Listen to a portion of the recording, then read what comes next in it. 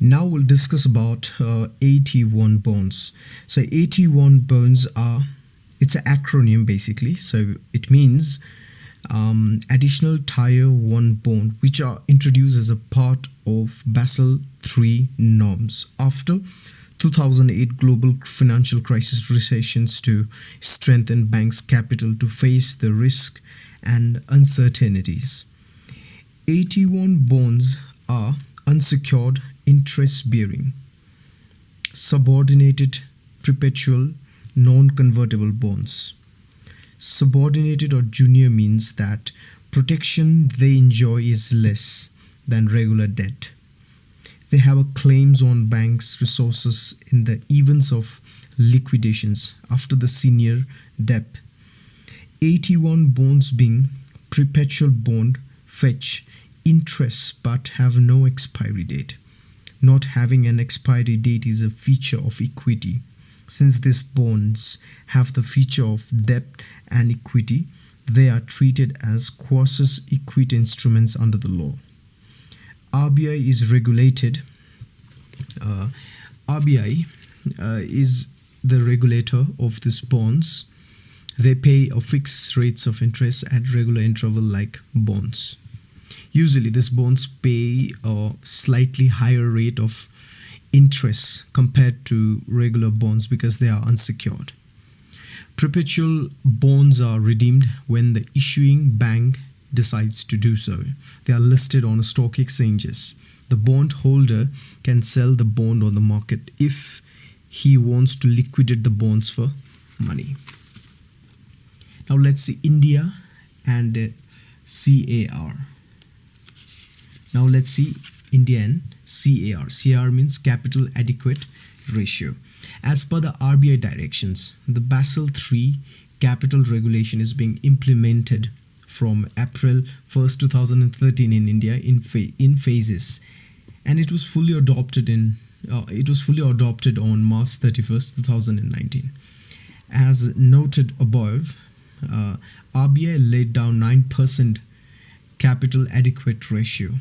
In addition, capital conservation buffer of 2.5% of risk weighted asset is also necessary. Thus, in total, it is 11.5%. RBI's board in 2018 decided to ease capital pressures on bank by allowing them one more year till March 31st, 2020 to meet the capital conservation buffer (CCB). This buffer aims to ensure that banks build up capital buffers during non-stress periods so that they can be drawn down when losses are incurred. It is a challenge for Indian banks. As number one, they face lakhs of crores of NPAs. Second, stock markets and debt markets are not in a position to lend them money for the capital requirement. Their profits are dwindling due to NPA. Next, Government of India is unable to infuse capital except to a very limited extent of recapitalization as it has its own fiscal challenges to meet. Right, so now to this context, I think recapitalization is very important term here. So let me tell you what is this recapitalizations is. It has been in news since many years as PSBs are in needs of capital to meet both the Basel Norm 3 by 2019 and withstand the impact of non-performing assets. As non-performing asset increases, a certain capital need to be kept aside to secure banks' operations. Indradhanush in 2015 committed the government to recapitalizations for banks. Like other corporate entities, equity and debt makes their capital in a certain ratio. Changing the ratio is called as recapitalization. It can happen by infusing the fresh capital or conversions of debt into shares or vice versa. In 2017, the Government of India floated recap bond to which PSB banks subscribed. PSBs bought recap bonds from Government of India, and Government of India used the money to buy the shares of some PSBs so that they could use the equity capital to conform to capital adequate ratio norms and lend their deposits. Bonds fetch bank interests. Banks' health will improve as they can start lending with the high amounts of capital. Unless a bank has a certain amount of capital, it cannot lend the deposit money to businesses. Share prices of the bank will rise. Government of India will see the shares at a higher price to redeem the bonds. Thus, it is a win-win solution.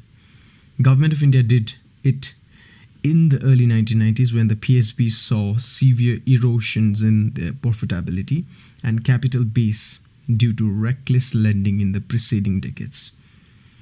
The advantages of the bonds are: number one, the same money need to be raised by taxing the citizen. Second, by borrowing directly from the banking system instead of the markets, the center can avoid crowding out private borrowings.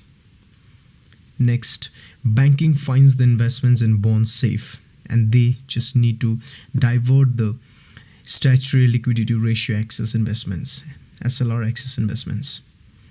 But there are two downsides too.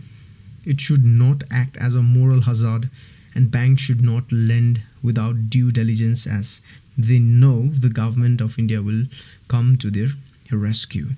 Second, fiscal deficit calculation also matters. It needs to be stressed that unless temporary relief is used to improve PSB's governance based on some recommendations from PJ Nayak Committee and BBB, this policy may not make much of long-term differences.